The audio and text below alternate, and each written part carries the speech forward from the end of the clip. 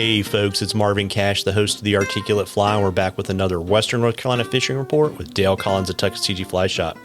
How you doing, Dale? Doing great, man. How are you? I have better internet than you have. Yeah, man. I made sure I went and cranked up the engine, so it's working today. Yeah, well, there you go. Make sure you feed the hamster extra well so he doesn't croak in the middle of our recording. That's right. Yeah. So kind of funny. So, folks, we just had a little bit of technical issues on Memorial Day. So we're recording a day later, which is fine. And, we were talking before we started recording, you are getting into, we'll talk about all the water you got in the system, but from a after the storm perspective, you're kind of right where you should be kind of for like late spring, early summer. That's exactly right.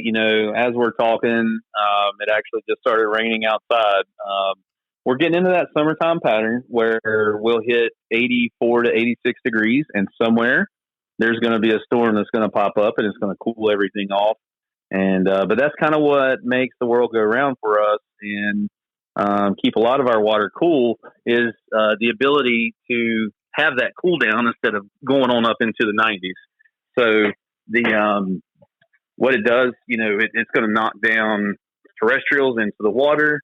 And put a lot of other bugs, get everything active again. So serves several purposes.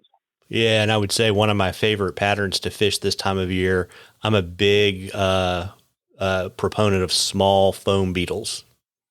Oh, absolutely, absolutely. If you got the greeny weenies to replicate the worms coming out of the trees, those are fantastic. Ant patterns for sure. The beetles especially can be really good. And, fish through the rain. It's going to quit in probably 5 minutes or so, and then the sun will come back out. But you certainly want to be aware of your surroundings and not get into a bad situation. But, fish through it and try it. It starts raining, put on some terrestrials if you're not already fishing them. Have some fun.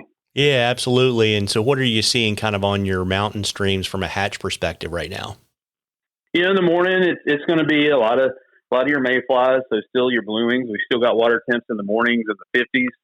And then you'll see a transition over to some caddis and whatnot through the day. And you sort of want to take a break when that sun hits high, 1 o'clock to 3 o'clock. Come into town, get you an IPA, then go back out and hit it in the evening. And a lot of times throwing light Cahill or even like a bleached elk hair caddis of any color will be really effective right before dark in like that last 2 hours.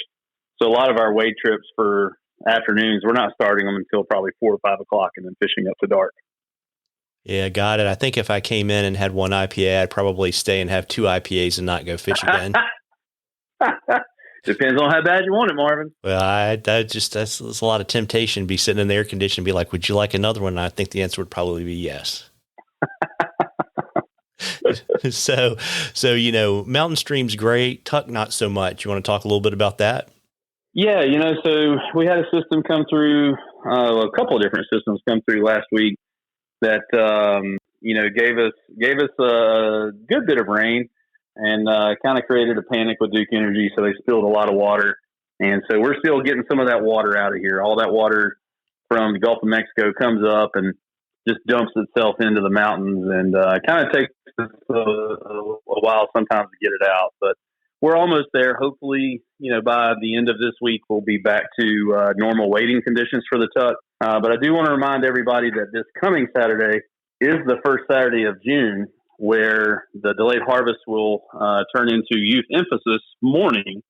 And if you're an adult 16 and over, you can't fish until noon. And then all the delayed harvest turns into hatchery supported regulations. Yeah, absolutely. And I guess the good news is since they were spilling water over the top of the dams, at least you weren't deeper into the summer, so you're getting a lot of hot water in the system. Well, that's exactly right. It's gonna kind of keep the Tuck in good shape a little while longer. I fully expect we'll be floating it certainly through June, depending on conditions, and holding true to the last few years. May tends to be hotter than June, so I think we'll see a cooler trend going through the month where we'll see, highs in the low 80s, upper 70s, and, these popcorn thunderstorms popping up in the afternoon that keep everything cool too. So, yeah, I think we're in good shape for another 4 weeks on the Tuck. Well, that's great. Well, listen, folks, we love questions at the Articulate Fly. You can email them to us. You can DM us on social media. You can even drop them in the comments to the social media posts, whatever's easiest for you. If we use your question, I will send you some Articulate Fly swag, and we're going to drawing for something cool from the shops at the end of the season. And Dale, before I let you go, you want to let folks know your 3 locations, hours, and all that kind of good stuff? Absolutely. So we're running 8 a.m. to 5 p.m. Monday through Saturday at 3 locations across Waynesville, Silva, and Bryson City.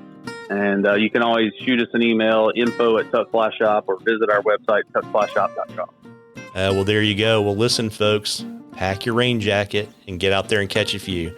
Tight lines, everybody. Tight lines, Dale. You too, Marvin.